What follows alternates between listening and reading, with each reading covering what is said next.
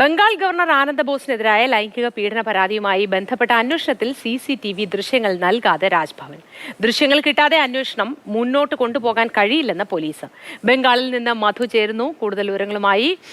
Moti, good morning. ബംഗാളിൽ കൊടും ചൂടാണ്. 4 മണ്ഡലങ്ങളിലേക്ക് വോട്ടെടുപ്പ് നടക്കാനിരിക്കുന്നു. അതിനിടയിലാണ് എല്ലായിടത്തും 45 ഡിഗ്രിയൊക്കെയാണ് ചൂട് ഫീൽഡിൽ. പക്ഷേ അതിനേക്കാളും വലിയ ചൂടായിട്ട് ഗവർണറുടെ വിവാദം എത്രത്തോളം ആക്കാം എന്നുള്ള ആലോചനയാണ് നടന്നുകൊണ്ടിരിക്കുന്നത്. എന്തായാലും ആനന്ദ് ബോസിന്റെ കാര്യത്തിൽ പ്രതികരിക്കാനില്ല എന്ന് അധിർ രഞ്ജൻ ചൗധരി ഇന്നലെ പറഞ്ഞു. പക്ഷേ മമതാ ബാനർജി റാണാഘട്ടിൽ ഇന്നലെ നടത്തിയ റാലിയിൽ പറഞ്ഞത് നരേന്ദ്രമോദി വന്നിട്ട് രാജ്പാലിന്റെ വീട്ടിലാണ് താമസിക്കുന്നത്, ആനന്ദ് ബോസിന്റെ ഗവർണറുടെ മന്ദിരത്തിൽ താമസിക്കുന്നു. പക്ഷേ ഇത്ര വലിയൊരു വിവാദത്തെ പറ്റി ഒരക്ഷരം മിണ്ടാൻ തയ്യാറായിട്ടില്ല. അത് മിണ്ടിയതിന് ശേഷം മതി സന്ദേശ് കാലി പറയാൻ എന്നാണ്. അവസാനഘട്ട തെരഞ്ഞെടുപ്പിലാണ് സന്ദേശ് കാലിയിൽ തെരഞ്ഞെടുപ്പ്. അതുവരെ ഈ വിഷയം സന്ദേശ് കാലി സജീവമായി നിലനിർത്താൻ BJP ആഗ്രഹിക്കുന്നു. അവസാനഘട്ടം വരെ ഗവർണർ വിവാദവും പുകച്ചു നിർത്താൻ തന്നെയാണ് മറുവശത്ത് തൃണമൂൽ കോൺഗ്രസിൻ്റെയും തന്ത്രം. ഈ വിവാദം നീണ്ടുപോകും. അതിനിടയിലാണ് ഇന്നലെ ഹെയർ സ്ട്രീറ്റ് പോലീസ് സ്റ്റേഷനിലേക്ക് 4 ജീവനക്കാരെ വിളിച്ചു വരുത്തിയത്.